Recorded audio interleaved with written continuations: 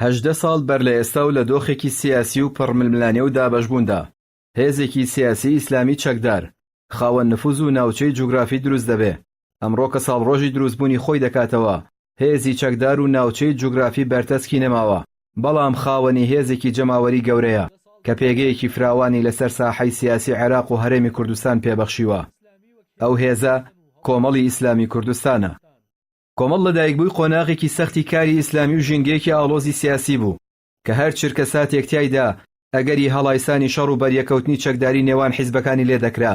ئەم پارتە ئیسلامیەش کە خۆی خاوەنی هێزی چەکدار بوو، لە لای خەڵک جۆرێک لە مەترسی هەبوو کە ببێتە بەشێک لەو شەڕ و ناکۆکی و پێکدادانە، بەڵام لە بیری هەڵگری پرۆژەیەکی گەورە و لە هەنگاوەکانیدا ئامانجی گەورەتری لەگەڵ خۆی هەڵگرت بوو. هەر بۆیە لەو هەموو ستەم و فشار و پاکتاوە جەستەی و سیاسیانەشی کە دژی بەکارهێنرا، کۆمەڵی ئیسلامی کوردستان بژاردەی ئۆقرەی سیاسی و ئاشتەوایی و کۆمەڵایەتی هەڵدەبژێرێت تا ناچار نەکرێ لە ژێر هیچ بارودۆخێکدا ئامانجە گەورەکەی خۆی لەبیر بکە کە قوتارکردنی کۆمەڵگەیە لە ستەم و چەوسانەوە و بەرپاکردنی دادپەروەری و پاراستنی شکۆی ئینسان و پایەکانی کۆمەڵگەی کوردستانی بوو.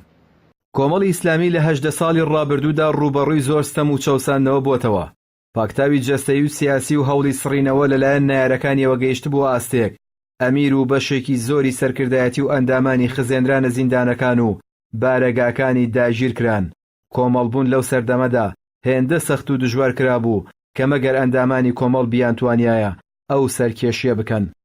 سەدڕۆژی دروستبوون و ڕاگەاندنی ئەم هێزە ئیسلامیە لە کاتێکدایە کە هەنگاو بەرەوبەستنی کۆنگرەی چوارەمی خۆی دەنێت و لە ناوخۆشیدا دیبیت و گفتوگۆیەکی گەرمگوڕدەستی پێکردووە کە لە دۆخی ناوخۆ و گوتاری سیاسی سەرکردەکانی دەڕوانی هەست بەوە دەکەی کە دەیانەوێ ئەم قۆناغە و ئەو شێوازی کاری دەیان ساڵە حیزبەکان خۆیان پێوە گرتووە تێپەڕێنێت و بە هەنگاوێک بڕیاری گەورە و گۆڕانکاری گەورە لە خۆی و شێوازی کاری خۆی دابکات و ئێستای بکاتە بەشێک لە مێژووی پڕشانازی بۆ خۆی.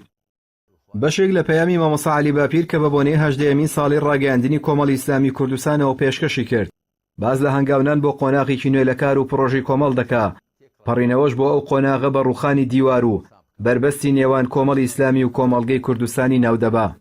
ئەم پەیامە کە لە ناوەندە سیاسی و میدیایەکاندا دەنگدانەوە و خوێندنەوەی جۆراوجۆری بۆ کرا و بە گرنگیەوە باز دەکرا، لە ناو خۆی کۆمەڵی ئیسلامی کوردستانیشدا بە گەشتبینیەوە سیر دەکرێت و بەخۆ ئامادەکردنێکی بەرنامە بۆ داڕێژا و وێنا دەکرێت بۆ هاوێشتنی پەلوپۆی پرۆژەی ئیسلامێکە و لابردن و ڕووخاندنی ئەو دیوار و نێوانەی بارودۆخ و قۆناغی تایبەت بەسەر ئەم هێزە ئیسلامیەدا سەپاندوویەتی. لە ئەدەبیاتی سیاسی و ئیسلامی کۆمەڵدا چەسپاندنی دادپەروەری و هەڵشاخان بەڕووی ستەم و چەوسانەوە و پاراستنی شکۆی ئینسان بەو جۆرەی لە دەقەکانی قورئان و فەرمودەکانی پێغەمبەردا هاتووە پانتاییەکی فراوانی هەیە و ئامەش بۆتە قەناعەتی فەرمی و لە هەر یەک لەو بوارانەشدا هەر ئەندامێکی کۆمەڵی ئیسلامی کوردستان قسە و بیرکردنەوەی ناوەڕۆکی هەمان ئەو بەرنامە سیاسی و ئەو گوتارە ئیسلامیەیە کە مامۆستا عەلی باپیر لە نووسین و گوتاری سیاسی خۆیدا تاکیدیان لێ دەکاتەوە.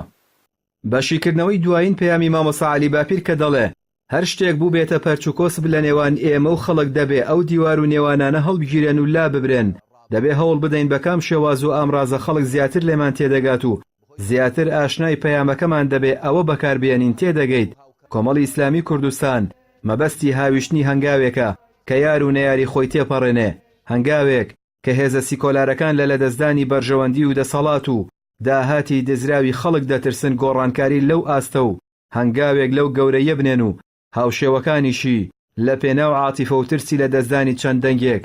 لە باسکردنیشی دەترسن.